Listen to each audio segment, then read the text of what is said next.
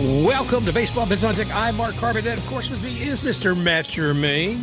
And we're having a wonderful time here seeing spring training come to a close. And that means one thing.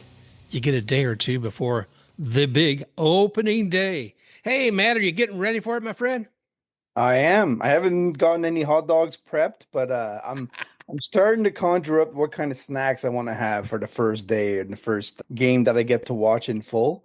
So I'm really amped for this season. I hope it goes off without a hitch and that all the teams get to enjoy a good, fruitful, and welcome distraction of a season. Well, I'm looking forward to that too, my friend. And I was curious to see what it's going to look like in George Steinbrenner Field for our good friends with the Tampa Bay Rays because of all the, I guess, covering or dressing or of Rays paraphernalia on top of those big Yankee banners. I'm not sure what all they're going to do, but I did see a local guy, Florida guy anyway, by the name of Tampa Jay on YouTube. And he and his girlfriend went this past week to a game when the Yankees were playing the Rays. Well, lo and behold, the experience was interesting. But one of the first things I heard him talking about as he was sitting down was his $16 beer. Oh, yeah. Must have been imported beer. Must have been from Canada. That That's had to it. be a Canadian beer, yeah. Yeah. Give me a Molson, baby. That's Uh, no, I don't know. I'm just thinking about, like I said, I'm a cheapo anyway. I'm always looking to save a buck at the ballpark. And sometimes I walk away from a food just because I cannot bear to pay it. I thought about that and I thought, are the Rays going to have the same pricing? I mean, they may have the same company. It may be Levy's is the one who does it for a lot of the different ballparks. And I'll look it up later on. And quite honestly, if it is, they would probably charge the same as they did for spring training, if not more. I don't know how that's going to work, Mark, because correct me if I'm wrong, but let's say you had tenants at the Trop, right? And you've signed contract with them and you do relocate to the building that they're in right now. I think when the clear avenue will be okay. When they sign that contract with the Yankees to take over essentially for that $11 million, the facilities there would have been something included in that contract that said whether or not the concession operations was included and who benefits from it. So my thought is that it probably included whoever they got concessions from at the Trop to transfer over if they were willing. Now, Mm-hmm. I don't know whether or not it was worth their while because I don't know what their base of operations is and all the, workers, where they're from, blah, blah, blah. But if you want continuity of employees and the relationship they have with that company, I don't know. It could go either way, but they're good questions to ask. And it'll be interesting to see, like you said, where it's going to end up, especially price wise. I've walked away just like you. I've walked away. I got free tickets for when I was there for the military through the USO at Yankee Stadium. So they were completely free. But I went and got like a 2-bite hot dog and a cup of beer, like literally 5 sips of beer. And they were going to charge me $18 American for that, which back then the Canadian dollar was so low that it would have been like $30 Canadian Good gravy. for a 2-bite hot dog and a cup of beer. So I completely understand where you're coming from. And there's only so much you're willing to pay for these things, right? I can chew gum and I'll be fine. I'll survive.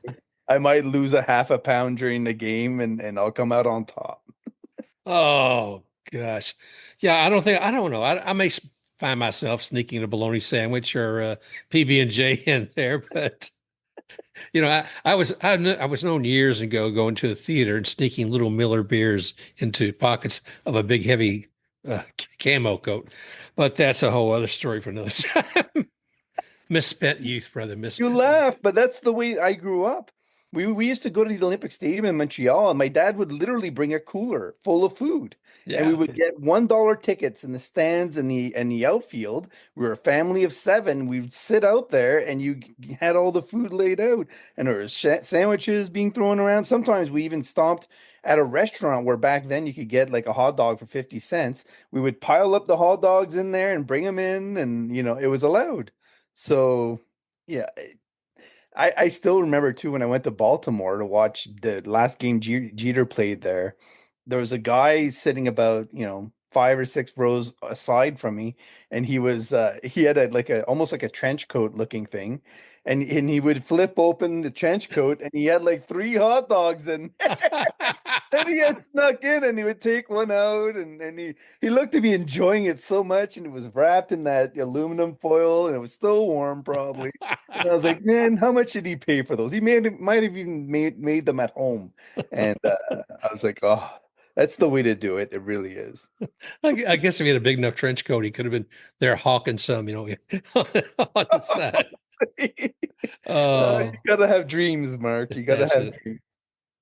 Matt, one thing I enjoyed at the Trop was the foods that I didn't get from leaving. They Mhm. had foods that were from, different vendors around here, or sometimes different restaurants who had something there, something unique, a signature food. Yeah. And I'm really going to be curious to see if they're able to pull off some kind of something with that with local vendors or a local restaurant or some sort of signature food. I would have loved to have been sitting inside George Steinbrenner for like the last 48 hours, watching whatever they're doing and changes they're making to Putting make it look raised. floating flamingos up and Yeah. making it. Well, what's the glow thing that they have? Like maybe they're flipping it into that. Who knows? That would be interesting. That could be. That could be. You were talking about eating some of this stuff and possibly losing weight if it bothered you. And all I could think of was poor Mookie Betts. Yeah, word is that they're gonna have to alert people when he's at the plate because they won't be able to see him when he's tending to the side. Dang, ain't that the truth? What I read is he was normally weighs 175 and he's down to 150 from some stomach bug. Yeah, And this has been going on, I think, for more than a week with him. And to me, it's just somebody needs to get in there and find out if he's got a giant tapeworm or something going on. And you know what? That's valid. That definitely is valid. well, The- There has to be like I don't know, how long does it take to put on 25 pounds of weight after that gets cleared up, whatever it is, right? Like you have to imagine that a lot of the weight he's lost is muscle. yeah. It's not fat, obviously. He's Mookie Betts. He's not, carrying a lot of fat. So that to put on 25 pounds of muscle, that's an entire off season normally. So I think what you're going to see is the Dodgers have to kind of manage things and get him to a certain level before they let him come back. Maybe 165, 170. But how long does that take? You can only drink so many protein shakes, Mark, before you start, Jeez. they pass right through. So um, I don't know if his performance will come back until like the second half, but really it's the Dodgers and they have the roster to mitigate those things in the pitching. So if anything, it's an opportunity for somebody like Andy Pages to kind of put his foot in the door and then show what he can do. And then maybe that's the kickoff he needs for his career. So it's an opportunity. Well, we wish him all the best, and I can't imagine what it's like to lose that much weight all at once, and Mhm. especially as you said, with him, it being mostly or virtually, what one would think, all muscle with Mookie. And oh, brother, I tell you what. Oh, I want to put a little plug in here before I forget. At the Tampa Baseball Museum, Mhm. come Monday, April 21st, we're going to have an event, and it's a book signing. It's going to be Rick Vaughn, who's written a lot on spring training. He did one book on St. Pete and another one on Tampa. But the other gentleman who will be there that evening to sign books, the Book of Joe Madden himself. So we're gonna have both those guys up there. I think it's like $75 a ticket. Go to Tampa baseballmuseum.org and their events page, and you can find out more about it there. Some That's the closest thing to a commercial I ever did. It's a freebie to boot. You almost should have like a wine paired with it because you're involving Joe Madden. There has to be a wine pairing, right? Like so. Well, there is going to actually believe some wine and some horse divers.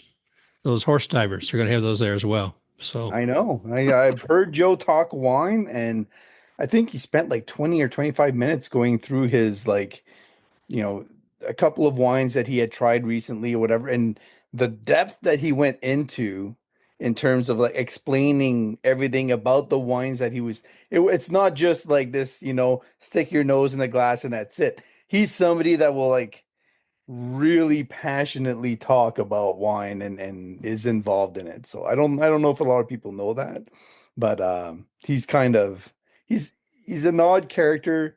He's one that everybody walks away from with a smile on their face and happy yeah. to have met him. So I wish you all the best, and I hope that it's a good event. Well, thank you, bud. I think it will be too. So again, it's Joe Madden and Rick Vaughn will be signing their books at the Tampa Baseball Museum on April 21st. That's a Monday between 6 and 8, but you'll need to get a ticket. There's $70 each, but you get the books as well as get to meet a couple of legends there. And Joe Madden, like you said, I've met him. I only had a few minutes to talk with him one time at an event about a month or so ago. And wow, I'll just leave it there. Wow. I really enjoyed the conversation. You, I'm thinking more and more. You're talking about injuries and everything else. So you're thinking about players that are coming up, and some of the players that we have in the league, we have more and more players coming from other countries. Mm. The Dominican Republic's a big part of it. Puerto Rico is part of what we do, Mm. but a territory, we'll make it a state before you know it. But geez. But there's a lot of other places that players come from. And it was one of these dark thoughts I had long before. I thought, I wonder if they would ever put up the borders on players from other countries, Mhm. whether they be from Asia, whether they be from uh, Dominican Republic. But there's two other countries right now that are really catching the fire. What's going on with that? So part of Donald Trump's travel ban includes Venezuela and Cuba as part of the equation. And depending on which team you're talking about, they have differing impacts in terms of the number of players that it would, affect. The details on how exactly it would go into place and who would be stopped and why and how it would be treated are still vague, and there's nothing concrete actually put in place yet. But the thought process is that, just speaking as a Canadian, right? There's Yeah. already travel advisories coming out from law firms telling Canadians that work in the United States to be careful and to consider not going. So if that's the case, as a Canadian who's not in a travel ban, and then you're a Venezuelan or a Cuban and you're traveling, so the whole focus in this case is if they were to depart the United States and try to re-enter, that is when the issue would start. Because then they would have to prove that that they're allowed, that they shouldn't be covered under this travel ban for whatever reason. So in normal cases, you would need something like an exemption. And I don't think MLB has an exemption yet, but like we spoke about before the show, before, there's baseball travel players travel in a different way, in a different route than normal people do. So whether or not they would have different authorities checking them out before they go and when they come back, I have no idea how that process is going to work out. But there could be complications. So as an example, right? Because this is a team that has to cross the border constantly. You're looking at the Toronto Blue Jays. You have Anthony Santander, who's from Venezuela. They invested a lot of money into Anthony Santander, and he's going to be a big part of their team. If he gets stopped at the border to the point where they don't let him through, Oh my gosh. even if it takes a couple of days to clear up, that still prevents him from playing those games. And that's going to happen constantly because you're not going to meet the same people over and over and over again. So in their case, they're in a tight spot. Now they're starting the season facing the Orioles and the Nationals, both of those teams have a lot of players from Venezuela and Cuba, and they're going to Toronto. So when they go to Toronto and they come back, guys like Ooh. Yainer Cano, yada yada yada, they all get, the same kind of treatment and process. So it's not just about the Blue Jays when they go on the road, it's about the teams that go to Toronto to visit them. If those complications start happening on too many occasions and MLB doesn't address it, with the exemption thing, there could be a push to move the Blue Jays to Buffalo until it gets cleared up, right? They've done it before for different reasons in Buffalo.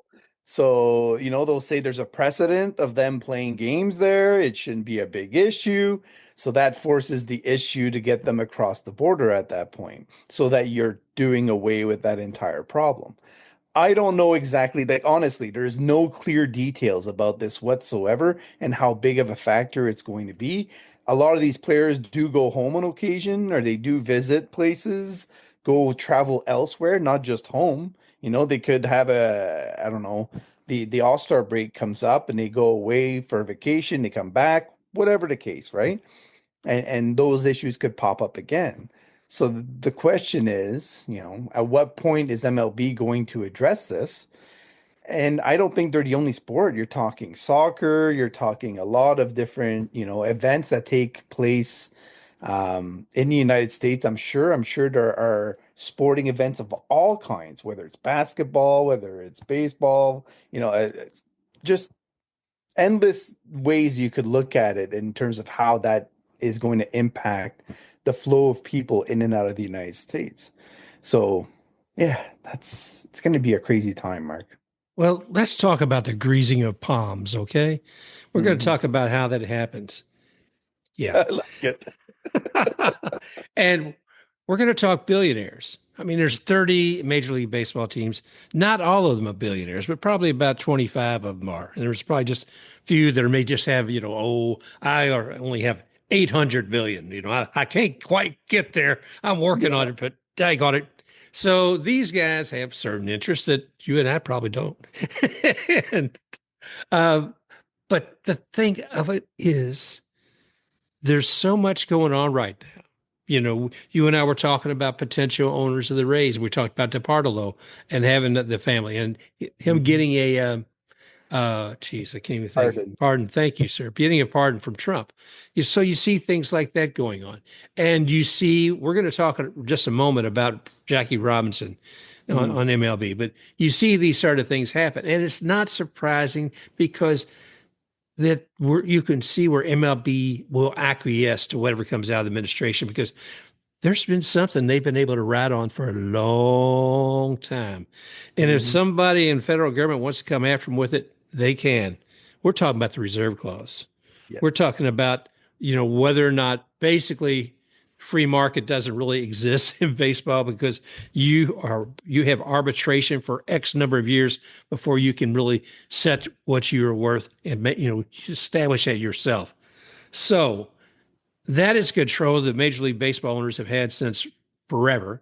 It's been challenged and some inroads have been made, but I could just see the federal government not being pleased with MLB and saying, "Guess what, guys? You don't toe the line. That thing's going away." There's a lot of different ways that they can put pressure on them, right? You're talking about teams that they have city implications, so the city could put pressure on them, the governors where they are, the state, all the events and things that go on in the background, and the other businesses that they're a part of outside of the baseball world. Everything is going to have pressure put on them if they don't toe the line. So this is why I don't think MLB is going to come to the rescue. Neither will the owners. They're just going to say, well, we're going to try to tiptoe it until it happens. And then we're going to claim that it's out of our hands and it's just a government initiative and we have to go along with it. So it just, when you're looking at MLB, and I think I posted this on Blue Sky, about just 8.5% of players are from Cuba and Venezuela. So right there, you're taking away 8.5% of players that have earned their role. Now, what happens to those players, Mark? Let's say they can't fulfill their obligations under contract. Mm. Do they get paid? or do they just get released? Because we don't know how long this is going to last. How long is the travel ban? Sometimes the travel ban can be a day, sometimes it can be a year. So during those days when they're missing games, are they getting paid? Do or does the team just get out of the contract? Like there's a lot of implications. You talk about the Padres without Luis Arraez. What are they without him?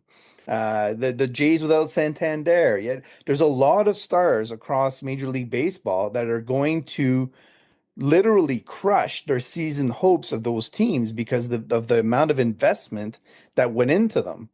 Now, how many Venezuelans and Cubans are leading the Yankees and Dodgers? I couldn't tell you. I couldn't tell you, Matt. Zero, Mark. Zero.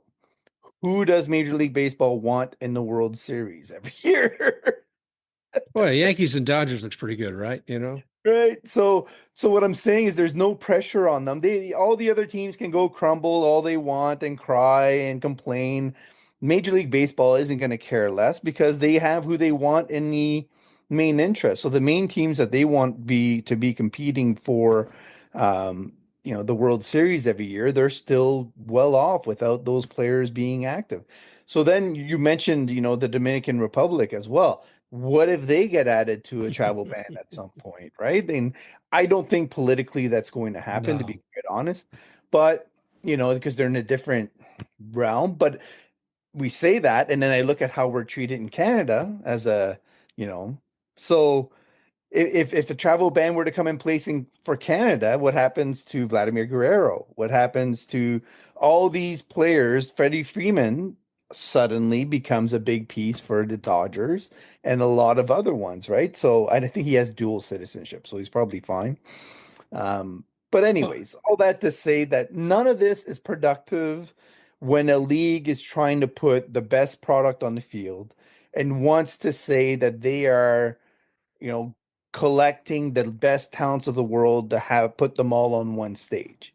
So just that alone, never mind all the racism involved and the politicking and whatever it is, like just going with the factor that you want to have the best league in the world, you know, I think what you might see happen if that prolongs, let's say it goes June, July, August. I don't know what the rules are and how it could be mitigated, but the South Koreans tend to take a lot of those kinds of players in that get dropped off during the season in Major League Baseball because they're not as strict about having been there through spring training and all the way through to the season like they are in the Japanese league. But some of those leagues could benefit from this kind of thing. And I know the Japanese have a big presence in Venezuela as well. So um, there's some synergies there that would probably work. There's a lot of Cuban stars that have gone to Japan to play because they didn't want to come to the US. So I don't know. It's an odd time, Mark. I don't like it. I think I want to see the best teams. That you have all these brain trusts on every Major League Baseball team that put these teams together with a certain, you know, thought process that will get shattered through this kind of thing if it happens. So I hope that cooler heads prevail. Some things are put in place so that, if you're really concentrated on the quote unquote criminals, you focus on those and you leave, the professionals alone, sort of thing. that would be nice, you know. But I got to tell you, I keep thinking back, and I can't remember saying this on a previous show or not. I keep thinking back to when President Obama was in putting together a healthcare plan, and Mitch McConnell was quick to say, "Hey, this isn't right. Once it got into place, we are going to repeal and replace. Mhm. And repeal what? Gut everything and replace. What are you going to replace it with? Okay, so that's how we're treating people coming across the border as well. We're going to take care of all. We're no surgical precision to see. Oh, that person is a murderer and killer and everything else to be. Yeah, let's send them back. It's not like a good idea, but it's a real issue. And we'll talk. I want to come back to Jackie Robinson again because we'll say that. But first, I want to talk about the billionaires. The billionaires are doing fine. You know, I was looking here at some stats from Adweek. had what 71.3 million fans and attending games in 2024, and that's an increase of 11% from 2022. Mhm. And yeah, so they're lining their pockets pretty good with it. World Series had its highest viewing since 2017, average of 15.8 million viewers per game. So those are some, there's money being made there. And if we're looking at these folks, where people get concerned about what the ball players are, but it really comes about what we're spending. And I'm going a little bit here on a tangent once again, but I think about that, and I'm thinking about what's going on with the gambling. But the main thing I'm seeing is billionaires are going to make money no matter what, and this administration is going to make sure that they do. Yeah. Sidebar. Yeah, that is definitely a sidebar. Yeah, here's the sidebar. Netflix has got a TV 8-part series called The Residents, Mhm. and it is a murder mystery within the White House, and it is very timely. Some of the remarks and some of the topics they cover are very timely. I didn't hear them say anything about Signal, but the one line though I remember hearing through it was, "Well, that person's they're very very rich. Why would they steal that little amount of money? Why would they steal that? Because that's their nature. If they can get the money, if they don't have to spend it, and they get it somewhere else, that's just their nature." Oh gosh. But anyway, getting back to the impact on Jackie Robinson. My gosh, you called this. You called this. Matt, we were talking, we kind of hemmed and hawed a little bit about it with Craig Calcaterra.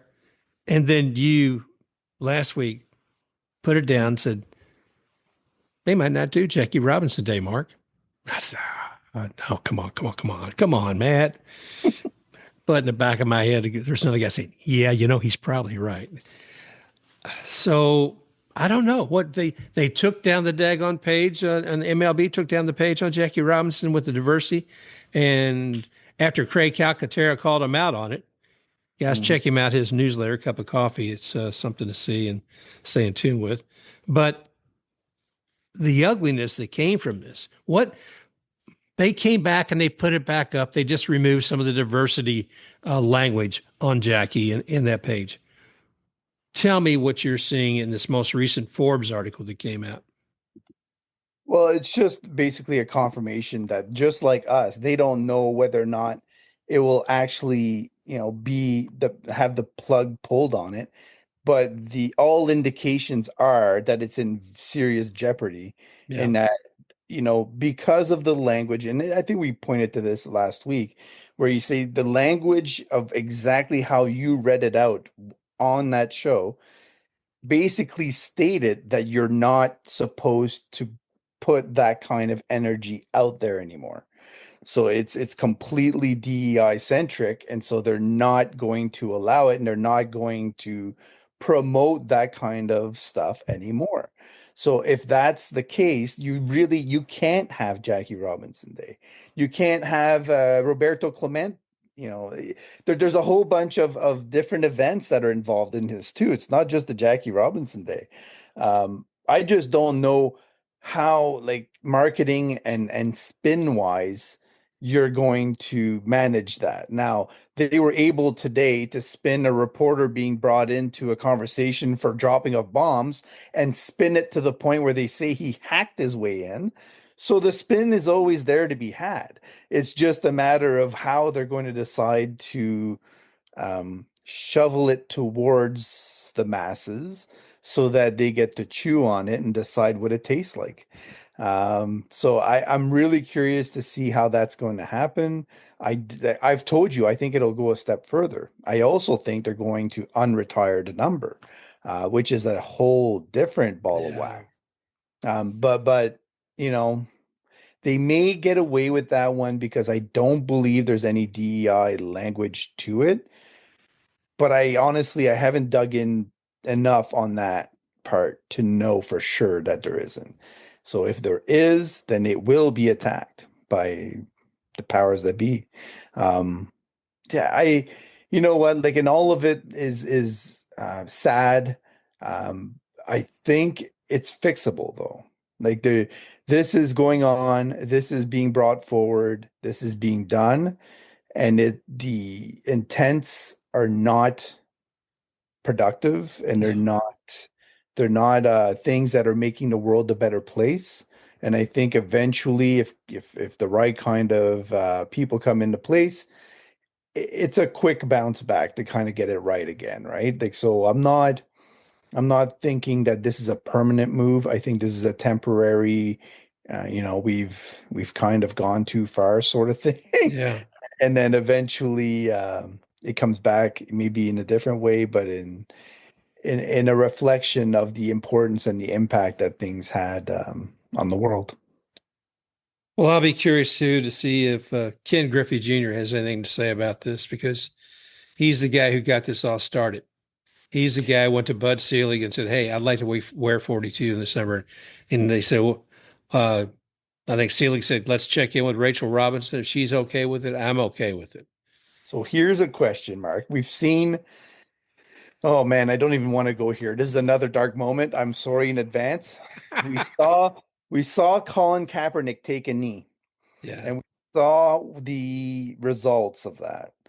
Is there a Major League Baseball player that will decide to wear 42, even if MLB has a directive to not do so? I Will hope so. MLB tell them not to wear 42? Or will it just be left to individuals and teams and whatever? And so at that point, let's say you get on a team and two-thirds of the team wear their regular numbers, and then a third of them wear 42. How is that going to be spun by the media? Oh, you're a this, oh, you're a that. It's basically, it's causing the chaos that they almost seem to thrive on. Yeah. I hope that, oh man, now I'm thinking about it. That's just, Cut it out, Matt. Cut I it really out. I don't like where this is headed at all in my head. No, well, but it is serious. It is something that requires some reflection. And, we talked about these things in the past and used to say, oh, that'll never happen. That'll never happen. Some people Mhm. did anyway.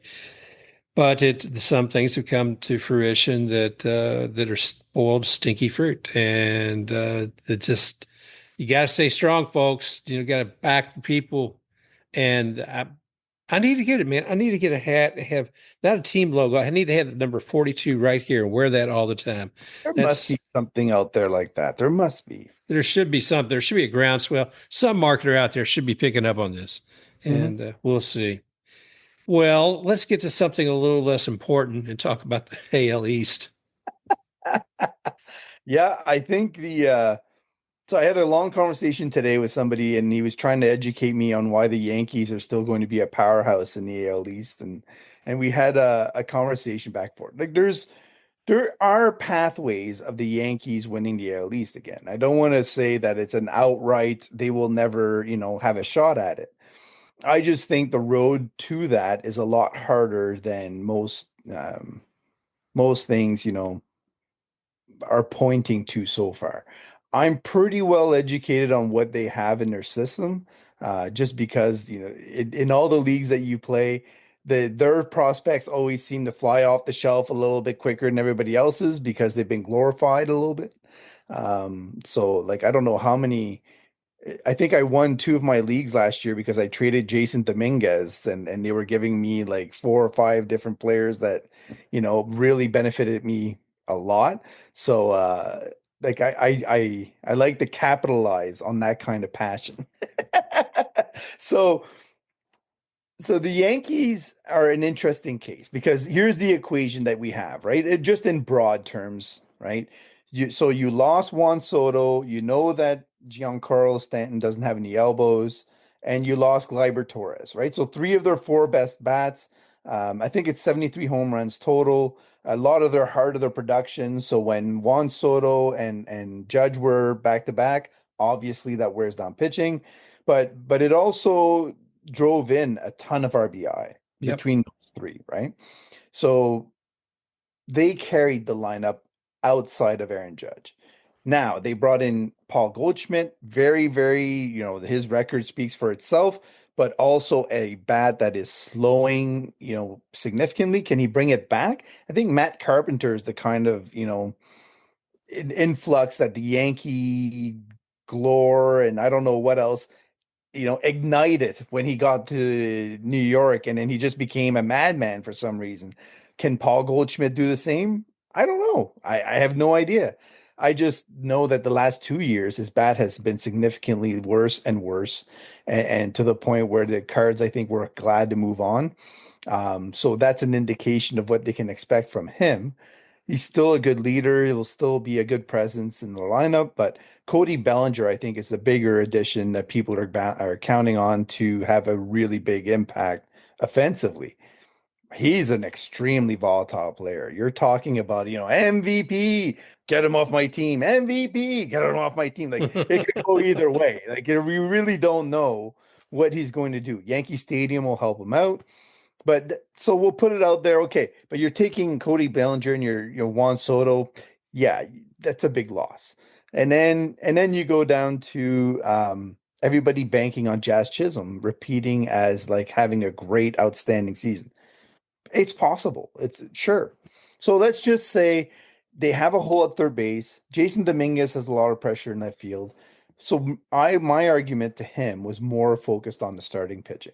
Without Jared Cole and Lewis Heel, their rotation and Clark Schmidt is also hurt right now. Their rotation is extremely thin. So we all know you need, 8 to 9 to 10 starting pitchers through a season. So even if you say Max Fried is lights out, which my argument to him was that generally speaking, when you sign a pitcher to a long-term deal, they tend to have a drop off because they really exerted themselves to earn that big deal. Right.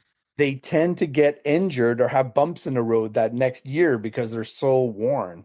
So I was like, I don't expect Max Fried to be like the complete ace, and then the pressure of the Yankees earning the salary. Carlos Rodon is maybe a safer bet, which is why he's starting the opening day. But you can't have just those two carrying the load in the rotation. And then you have Marcus Stroman, who's like, I have no idea what to expect from him. But who else beyond that? Will Warren. You have some minor leaguers that you can try to bank on, but I just don't see starting pitching wise how they last through a season unless they make big additions from outside. So that was my argument to him was if they put additions from outside, that's fine.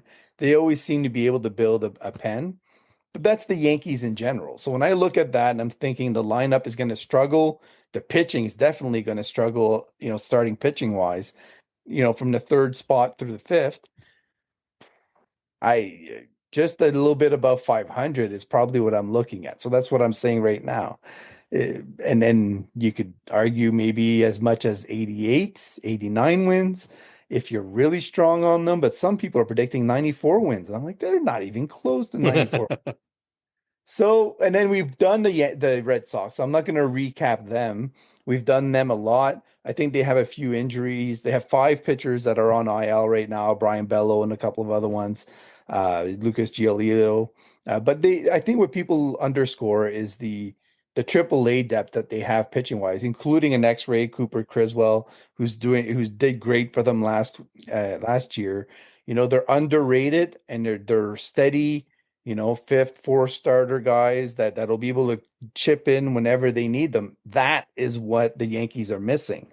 Yeah. So like they'll be able to ride those bumps in the road a lot better than the Yankees are, in my opinion.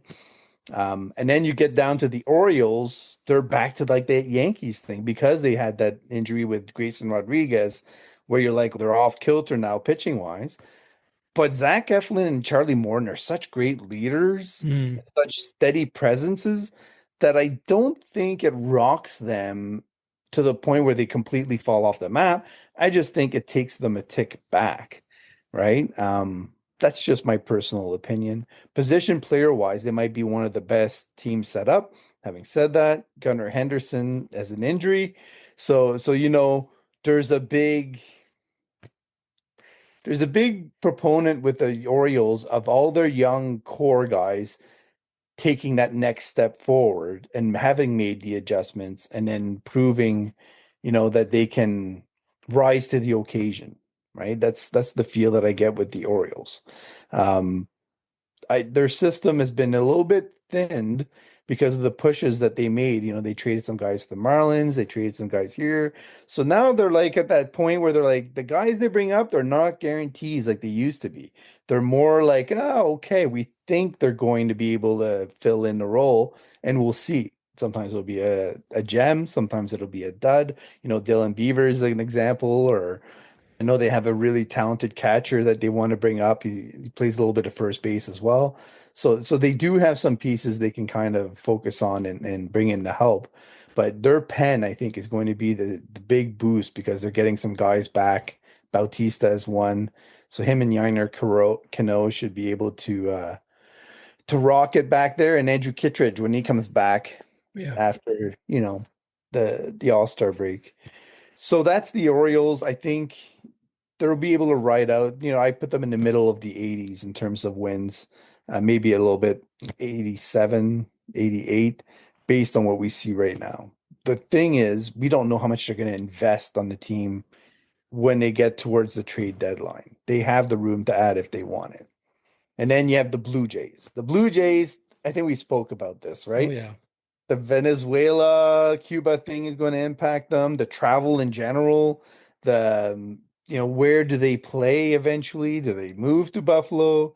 They have, apparently they've extended Alejandro Kirk and they're looking to extend Vladimir Guerrero Jr. Shapiro did what no GM should ever do, which I know he's not GM, he's the president, but he's acting like GM. Everybody knows this. So he said he's going to extend Guerrero. I would never announce that until it's pen to paper and done. But yet it's ridiculous. I don't know if he's trying to prove to Jays fans that he really wants to do it, or if he's trying to convince Guerrero to sign it. But I it's a bad move. And I think that aspect alone, let's just say, Mark, that he gets his way and Guerrero signs. Well, the pressure's off. Does he have to perform as well as he would if he hadn't signed? No, I know Vladimir Guerrero Jr. I watched him eat ice cream on the bench of the Montreal Expos for years and years and years as a kid. He's going to go back to that ice cream machine as soon as he signs that deal. And I don't want to say that there'll be a little button where maybe he'll relax and he'll just start hitting the way he should and it'll be Yeah. fine.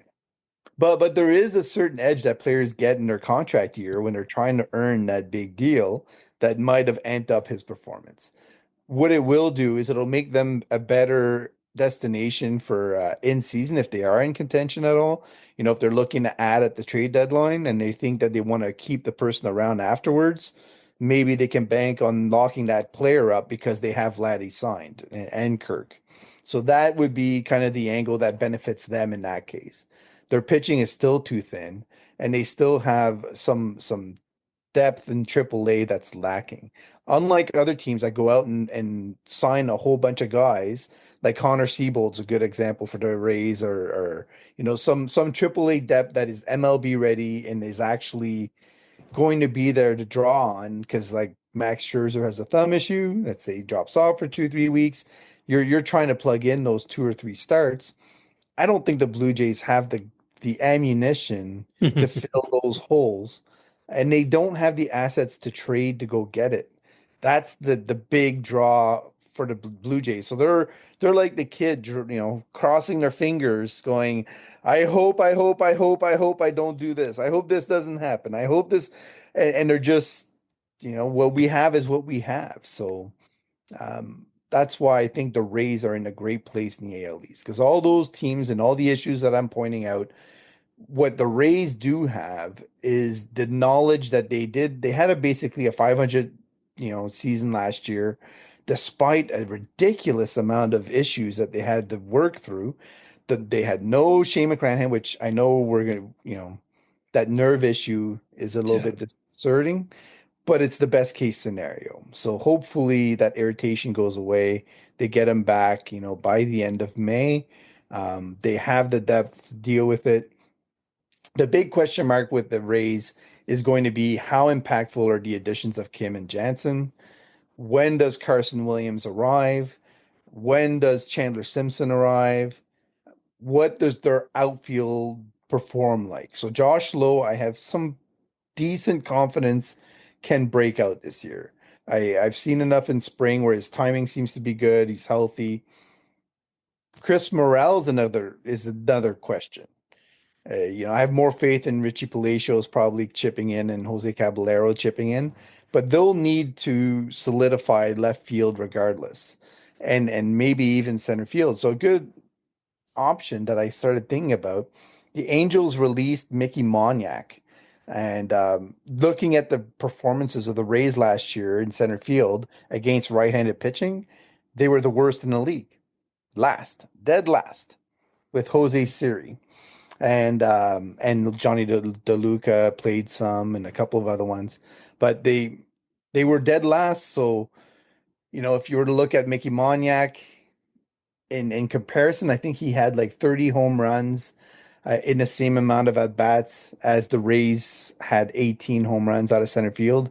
Again, that's mostly all Jose Siri, but all of their on base percentage and slugging were about 60 to 80 points higher. Sorry, Mickey Moniak is than the Rays center fielders did last year. So if you want to amp up a position, I know they're hoping Johnny DeLuca gets there. Yeah. That's the one area that I would say the Rays need is I'm confident in the pen. The pitching depth is great, but they need to resolve the outfield because I think the infield is going to be strong. Well, Matt, yeah, I think you're spot on with all the players and the impact it's going to make for the Rays this year. But one thing we talked about before isn't the players. It's going to be how the players respond to rainouts, how they're going to respond to excessive heat. Those are factor to different size field dimensions, I should say. Some of that, it's like playing Yankee Stadium all the time, right? Uh, those are factors that I'm going to be curious to see what kind of impact that may have. Especially, I mean, we were talking about Mookie and all he's going through physically, but to a much lesser extent. But it can be more tiresome being out in that hot sun all the time. You know what, and that goes for them. Practicing. It goes for the BP. All of that. What do you do? Or night games? I don't know. I don't know. I do know the Rays have some guys who are used to playing the heat. Like Yandy Diaz is from Cuba. I Yeah. don't think you're gonna have any problems with Yandy. He knows how to hydrate, although he does get cramps. Maybe you'll see more hamstring strains because of the dehydration that comes from it. But Brandon Lau lights up Yankee Stadium. He might hit 40 home runs this year if he's healthy. Because he loves that kind of environment. Richie Palacios grew up in New York, loving that stadium, and he lit up when they went to Yankee Stadium, and he played like his hair was on fire. So could he have a breakout season playing in that stadium? Ben Rordveld grew up playing with the Yankees and going to that stadium often, so he's comfortable there. It's like a second home. So he's going to be fine in that stadium. I have a lot of confidence in the Rays being able to adjust and do I think they're young enough. If they were an older team going through this, I would say, yeah, okay, maybe there's going to be some issues. But almost the entire starting pitching staff is under 30. I think Zach Littell is the only one that isn't, or he's close to 30, one or the other. They got rid of Jeffrey Springs, who was 31 or 32. I think he was the only one that was a little bit higher up. The roster itself is extremely young outside of Yandy Diaz and Brandon Lau. So I don't know. I'm confident in the Rays having put together a group that can exceed expectations. Yep. You need guys to show up and really prove it. The good thing that drives this is that they have the competition coming up under them. So if those guys don't perform, and I saw enough from Coco Montes and a couple of other guys in the minors that I'm thinking, man, it won't take much for them to pull the trigger if they think that guys need to be replaced in season because he was strong enough defensively to play shortstop, play second base, probably can handle third base, and his bat was well above what I saw or have seen from Taylor Walls. So as an example, if they wanted to make those kinds of changes because they needed a boost or something happened, um, he was an intriguing piece, especially if they want to keep Carson Williams down for, I think, what is it, June 29th or late June, before they can bring him up before any implication in terms of the control time. So we'll see. We'll see. I'm excited also for minor league start, Mark.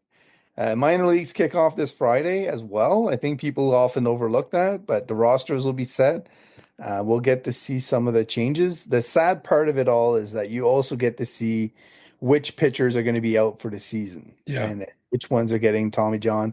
I listed 7 names from the Rays that ended up going on the 60-day IL. Not all of them are Tommy John related. Like some of them will come back.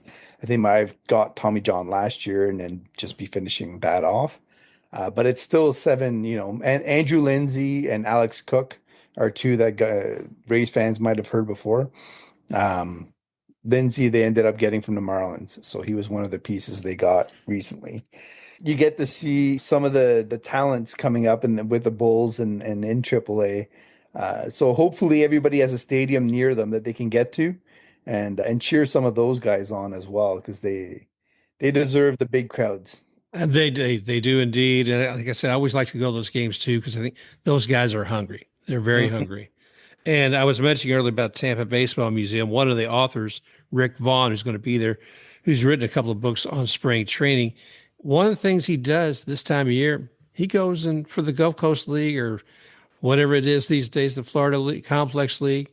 He goes out there and he keeps the score for them. He goes out there and does that. And I thought, that's fun. That's fun to do. He's doing it officially, but hey, there's a lot of folks that love going to a game and see somebody break open a scorebook and out there start scoring the game, people who are involved. So I'm going to make one more push too about the date, April 21st. It's on a Monday at the Tampa Baseball Museum, and you can see the legendary manager Joe Madden, who led the Rays, but then went on also to take the Cubs to the World Series. He'll be there, as well as Rick Vaughn, who I just mentioned. So keep your eyes open for that. Matt, it looks like fun times. That's all I got to say. There's a bumps in the road, and I hope they get straightened out.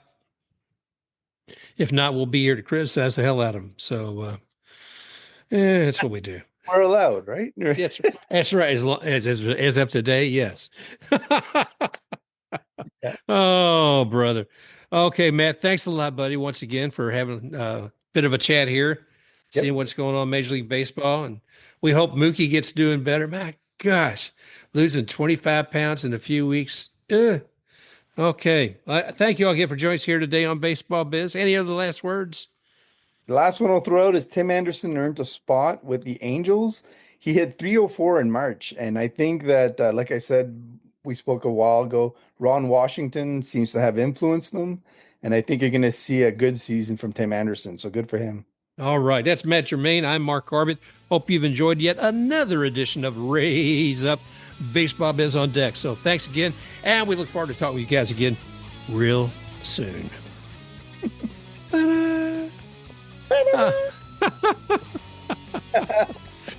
Just a reminder, you can find Matt at matgermain.bsky.social. That's at mattgermain.bsky.social or Mark at baseballbizondeck.bsky.social.